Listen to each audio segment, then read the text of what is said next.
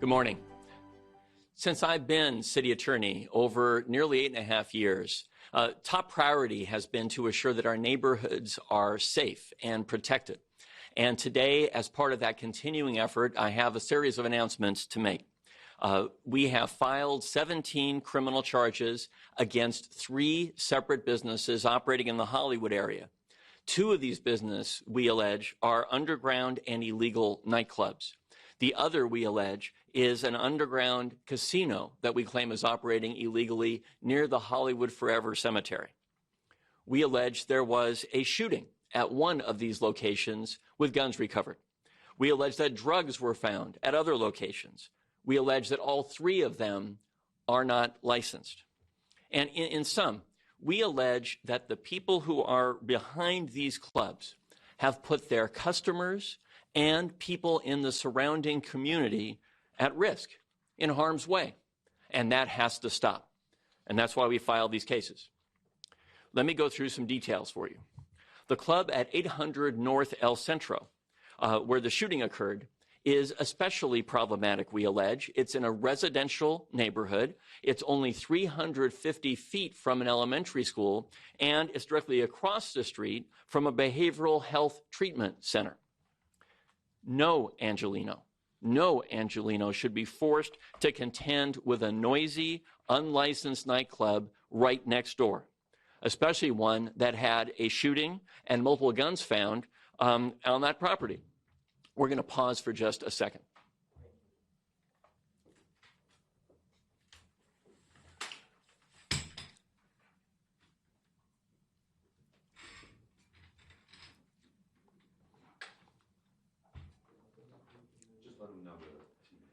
Yeah, there's a TV camera that just came in that's setting up. That's why we're pausing for just a second. It's going to be noisy anyway, so we might as well just take a break. You notice I'm not calling you out, and Margaret is saying that's not fair. Yeah. I know. Okay. Can we return to this? Is actually a serious topic. Can we return to it when you guys ready? Ready. Okay. All right.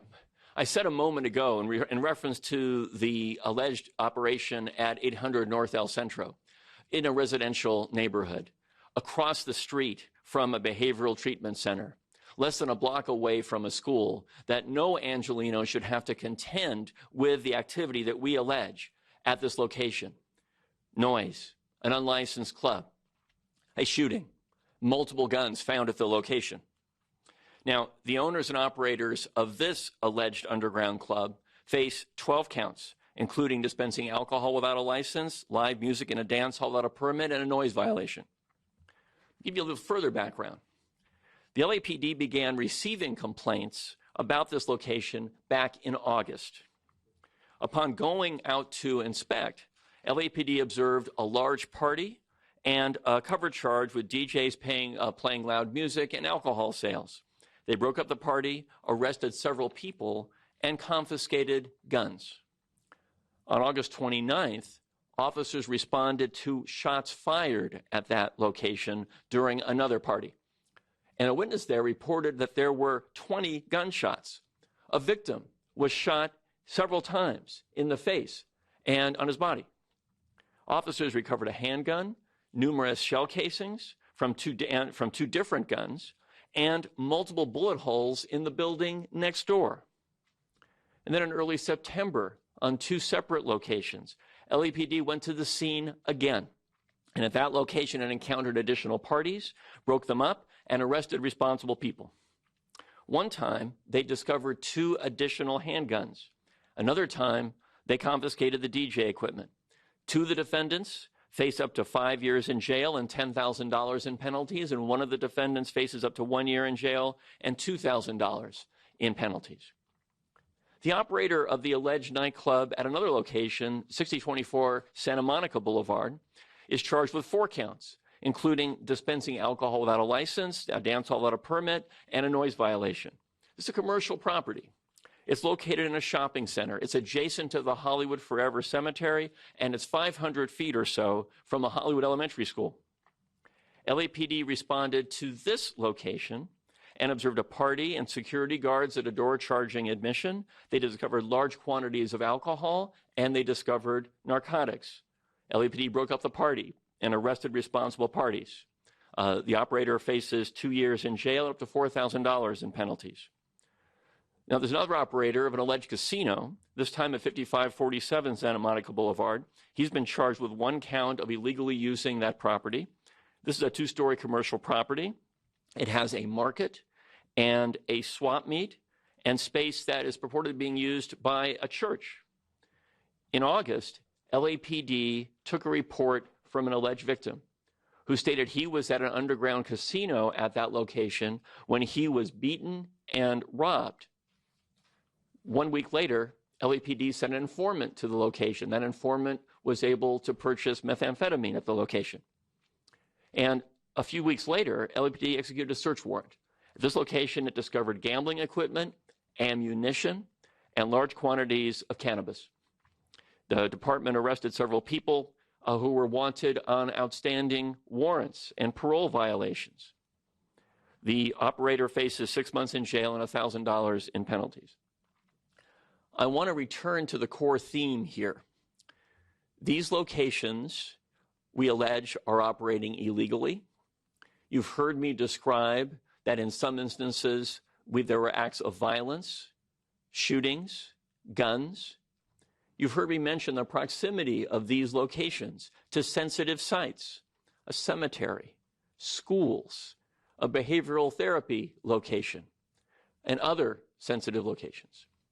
We need, in Los Angeles, to have rules about locations like this because there is no member of our community who should have to bear with this alleged activity where they live, where they work, where they seek recreation. And I want to say that our partners at the LA Police Department have been particularly vigilant. As you've heard me describe the alleged facts at these locations, you've heard again and again how responsive LAPD has been, responsive to community complaints, I would add. So in addition to thanking LAPD generally, I'd like to introduce Captain Yossi Gilani from the Hollywood Police Station here, the Hollywood Police Division. Captain Gilani is going to present LAPD's perspective on this important series of announcements today. We are in your debt for the teamwork, Captain. Let me take a step back. We'll clean the microphone and you'll be up.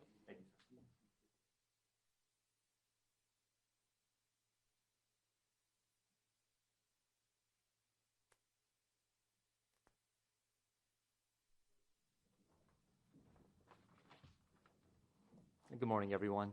I think Mr. Feuer pretty well summed up the investigations that we had ongoing. I just want to comment on how this was a great partnership between all parties involved.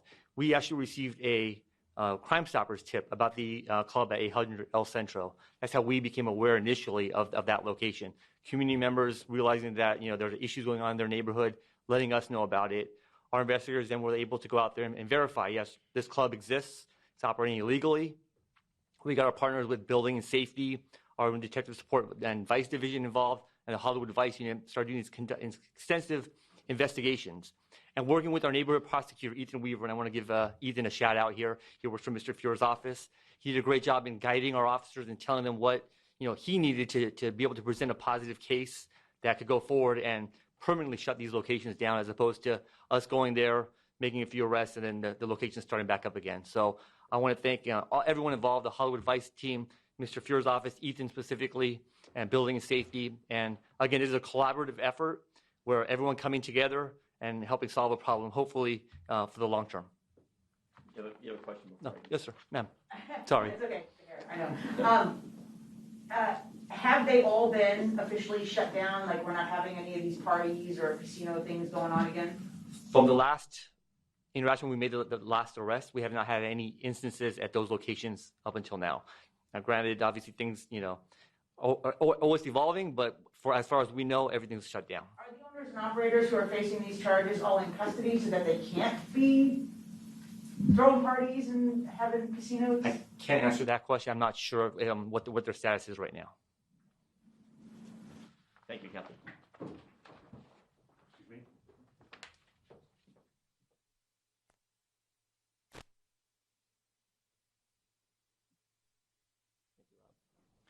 So I want to underscore Captain Galani's gratitude to Ethan Weaver, our neighborhood prosecutor. As you know, when I became city attorney, I pledged that we would at least double our neighborhood prosecutor program. It is triple the size it was when I became city attorney.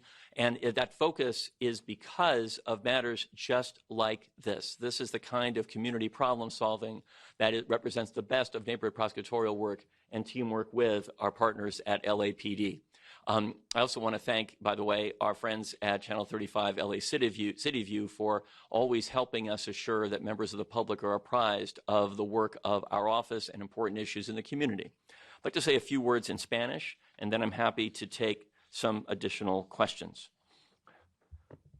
Durante estos últimos 8 años, como fiscal de la ciudad, una prioridad de esta oficina ha sido mantener nuestros vecindarios seguros y saludables. Como parte de este trabajo, hoy anuncio que mi oficina ha presentado 17 cargos penales contra 3 negocios.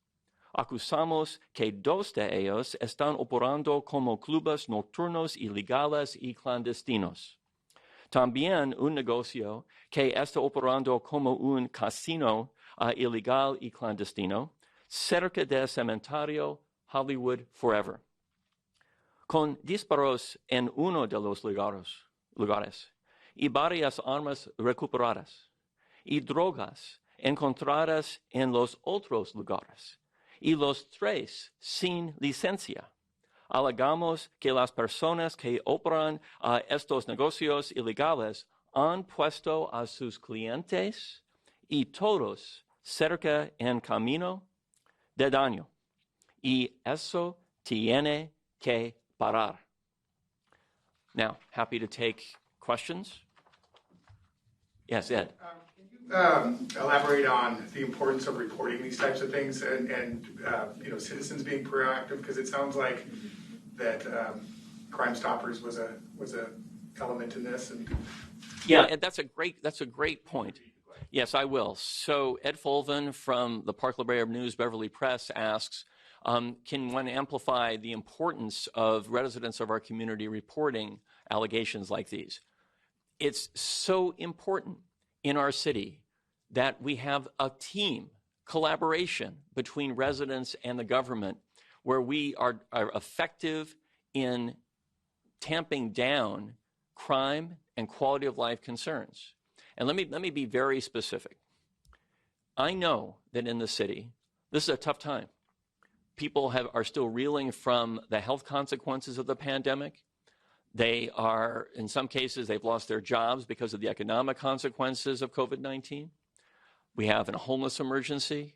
We have an affordable housing crisis. We have public safety issues with violent crime escalating, especially in some neighborhoods. I know that people in our city are uptight. The only way that we can effectively take the steps we need to make Los Angeles the city we know it can be is to engage with each other and to believe in each other. And one thing about the reporting, Ed, that you've asked about is people need to be confident that if they report allegations, there'll be follow-up.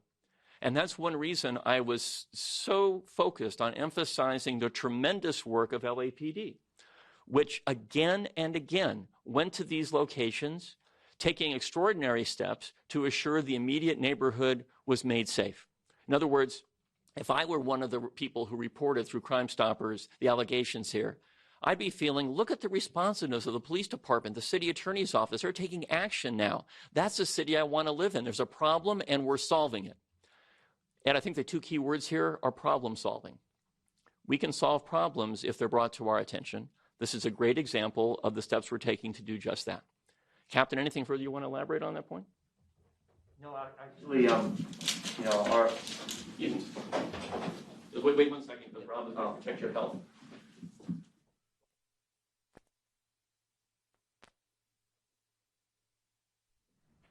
Now, just to add to that, we can only be so many places so often. Unfortunately, right now our numbers are a little bit down than they have been in the past. Realistically, we need that information from the community to know where everything's happening all the time because we can't be everywhere all the time. So we really appreciate that feedback and the information we get. And we do our best to keep, if individuals want to remain confidential, we do our best to keep them confidential, and we'll do these investigations without necessarily bringing that person into it so they don't have to give up their identity if they don't feel comfortable. Can we get you to just say and spell your name and rank one more time just to be on the safe side? It's Captain Yasser, Yasir, last of Gilani, Gillani. And what's being done to ensure that they don't pop up again? That these locations don't pop up again? I know you said that there haven't been any issues there since the last time. And when was that last time that you guys went out to any of these locations? And what's being done to ensure that they don't pop up again? Yeah, I'll get the date to you. I think I have it in my write-up. But our patrol officers are aware of the locations, so they are driving by those locations as we can do.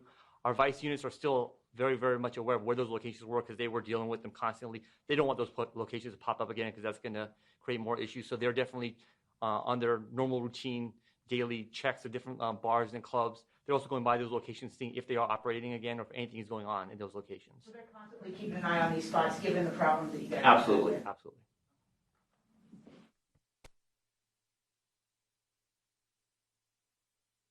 Thank you, Rob.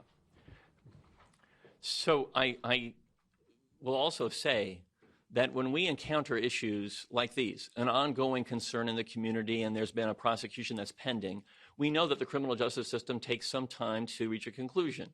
So, for example, at arraignment, we typically will seek OR conditions, conditions that are placed on the individuals pending the further prosecution. And I can double check, Margaret, to talk about that situation in this instance. But one can imagine OR conditions that we would seek that would include not conducting these operations pending the outcome of the criminal proceeding. But I can't say that that's happening here yet. Let me confirm that with you. Okay? Any other questions? Rob, any questions? No, from we're all others? good. Thank you so much. All right. I want to thank everybody for coming again. I really appreciate the questions and the ability to get this information out to the public, especially following up on Ed's point, encouraging people in the community to reach out to all of us so we can do our jobs as effectively as possible. Thanks a lot.